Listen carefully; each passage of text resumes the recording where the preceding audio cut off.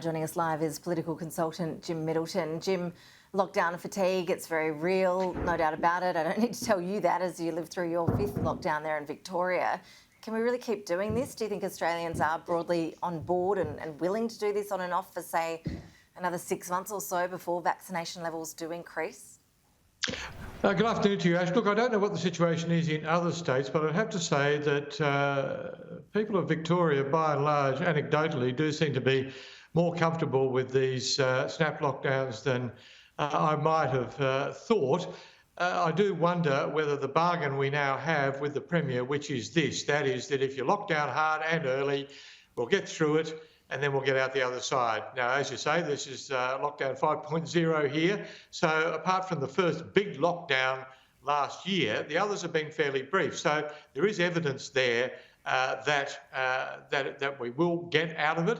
And if that is the case, then I think Victorians will be relatively happy with the Premier by and large. It is worth reflecting, I think, though, Ash, about how we got here, where we've now got half the population of Australia effectively locked down, is that one limo driver in New South Wales was not tested and not apparently required to test by the authorities. It was vice versa. It was on his head. So that is how it all started. And then we have a situation where it appears the New South Wales government thought that what had happened in Victoria last year and the lessons that were learned there did not apply to it. And so the virus got out of control in Sydney and leaked out into Victoria and now to South Australia as well. And we've got half the country in lockdown. Now, the situation is, perhaps it might have been the case, had New South Wales taken note of the lessons learned in Victoria last year, they might have acted quicker, it might have got under control faster, the economy would not have had to shut down for as long, and instead of having half the economy of the nation now frozen up, we would simply we'd be on the way in New South Wales to returning to normal, and economic life in the entire country could be heading back to at least what is COVID normal. It's certainly not the case at the moment. So I think it's worth reflecting on that at the very least. Let's hope that Daniel Andrews and Stephen Marshall in South Australia, by acting quickly, have got it right. I think the people of Victoria are hoping that too. And on the record, it does seem to have been the case that this has worked in the past. Jim, what does all of this mean, do you think, politically for the Prime Minister? We were discussing earlier about how, on one level, he's essentially rendered powerless over the fate of the states and what they do in terms of lockdowns and therefore, more broadly, the national economy.